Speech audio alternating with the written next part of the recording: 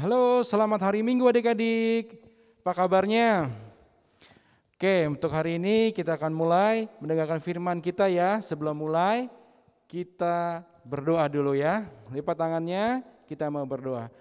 Segala puji syukur Tuhan, terima kasih kami sudah memuji dan memuliakan nama-Mu Tuhan. Biarlah pujian kami tadi menyenangkan akan Engkau.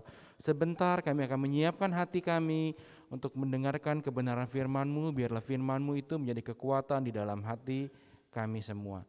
Hanya di dalam nama Tuhan Yesus Kristus, haleluya, amin. Hai adik-adik, ketemu lagi sama Kak Jeffrey ya. Nah, hari ini kakak mau cerita tentang satu orang tokoh. Sebelum itu, kakak minta adik-adik tebak ya. Kakak kasih clue-nya nih. Yang pertama, dia seorang laki-laki. Oke. Yang kedua, dia tertulis di Alkitab di dalam Perjanjian Lama. Yang ketiga, dia anak raja adik-adik. Yang keempat, dia pernah didatangi Tuhan di dalam mimpinya adik-adik. Dan dia meminta hikmat kepada Tuhan. Yang terakhir adalah dia orang yang berhikmat di muka bumi ini adik-adik. Ada yang tahu adik-adik? Siapa ya? Iya, benar sekali adik-adik. Dia adalah Raja Salomo. Nah, adik-adik sudah pernah mendengar ceritanya belum tentang Raja Salomo? Nah, kalau adik-adik baca di 1 Raja-Raja 3 ayat 4 sampai 15, di situ diceritakan bahwa setelah Raja Salomo membakar korban bakaran kepada Tuhan, pada malam harinya Tuhan datang kepadanya. Tuhan berfirman kepadanya, mintalah apa yang kau ingini padaku, maka aku akan memberikannya. Nah, pada saat itu Raja Salomo tidak meminta kekayaan biar dia makin kaya. Raja Salomo tidak meminta kekuasaan biar dia makin banyak lagi bagian negara kerajaannya. Dia juga tidak meminta umur yang panjang adik-adik. Tapi adik-adik tahu nggak apa yang dia minta? Ya, dia meminta hikmat atau kebijaksanaan untuk menimbang suatu masalah dan untuk bisa membedakan mana yang baik dan mana yang benar adik-adik. Karena kerendah hatiannya dari seorang Raja Salomo, maka Tuhan memberikan juga kekayaan, umur panjang kepada Raja Salomo adik-adik. Nah, udah mendapat kebijaksanaan, mendapat umur panjang, mendapat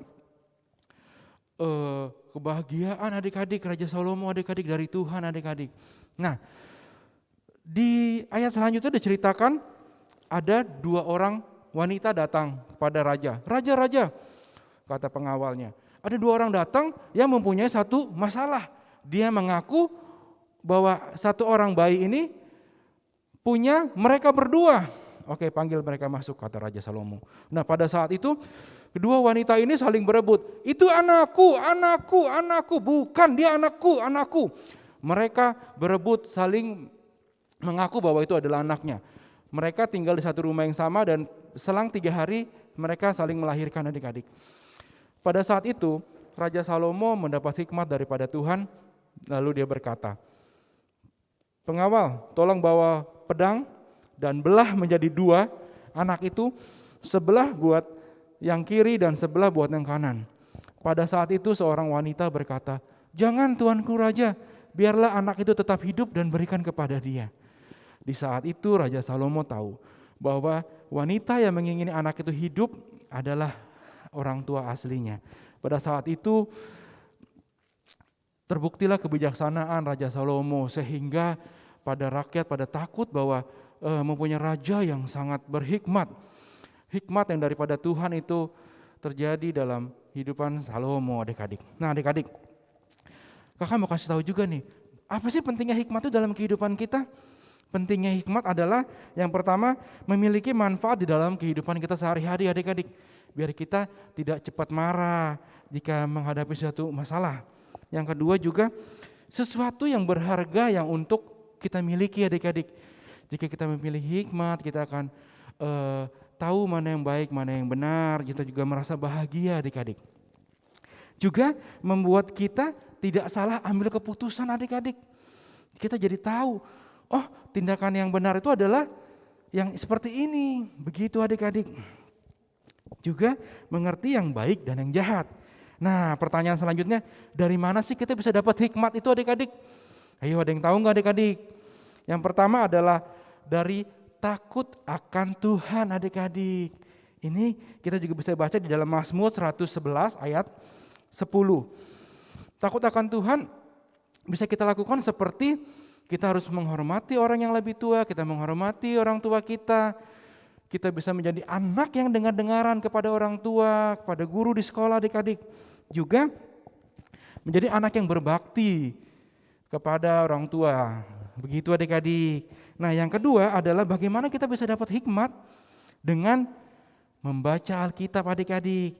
Bisa dibuka dalam 2 Timotius 3 ayat 15. Di situ diberitahukan adalah, ingatlah juga bahwa dari kecil engkau sudah mengenal kitab suci yang dapat memberi hikmat kepadamu dan menuntun engkau kepada keselamatan oleh iman kepada Yesus Kristus.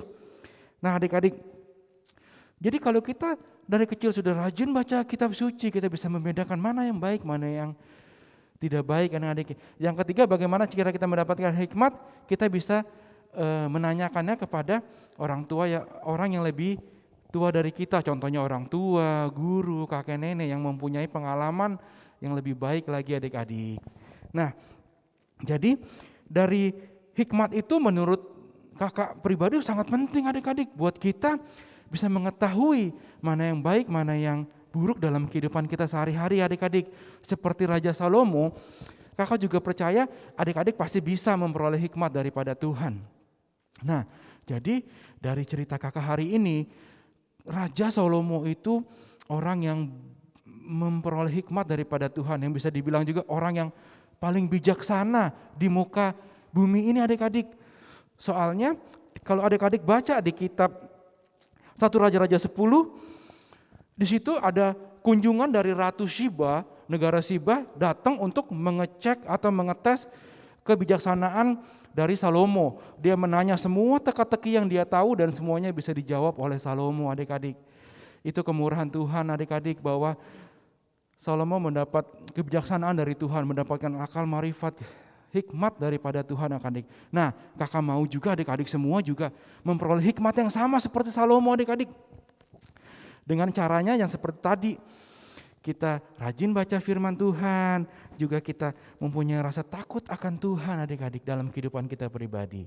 Nah adik-adik, kita pasti bisa menjadi seperti Salomo dalam kehidupan sehari-hari kita adik-adik. Oke adik-adik?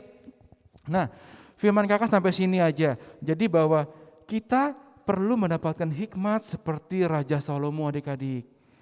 Oke adik-adik, kita pasti bisa adik-adik. Sekarang saatnya kita berdoa, mengucap syukur atas kebenaran firman Tuhan hari ini adik-adik. Ayo semuanya lipat tangannya, tutup matanya, kita mau berdoa. Segala puji syukur Tuhan, kami mengucap syukur atas kebaikan Engkau dalam kehidupan kami ya Bapa. Dari cerita Salomo ya Bapa, kami percaya Tuhan, jadikan kami Salomo selanjutnya ya Bapa. Berikan kami akal marifat daripada Engkau, hikmat daripada Tuhan, kebijaksanaan, agar kami bisa membedakan mana yang baik, mana yang buruk dalam kehidupan kami sehari-hari Tuhan. Berkati juga keluarga kami, mama papa kami, jadikan kami anak yang dengar-dengaran, anak yang berbakti kepada orang tua, anak yang menghormati orang yang lebih tua Tuhan. Kami percaya Engkau yang membimbing kami dimanapun kami berada Tuhan. Terima kasih Tuhan Yesus, kami sudah berdoa dan mengucap syukur hanya dalam nama Tuhan Yesus Kristus. Haleluya, amin. Nah adik-adik, sampai jumpa lagi, tetap semangat, tetap berhikmat, menjadi anak yang taat kepada Tuhan, juga taat kepada orang tua. Selamat hari Minggu, Tuhan memberkati.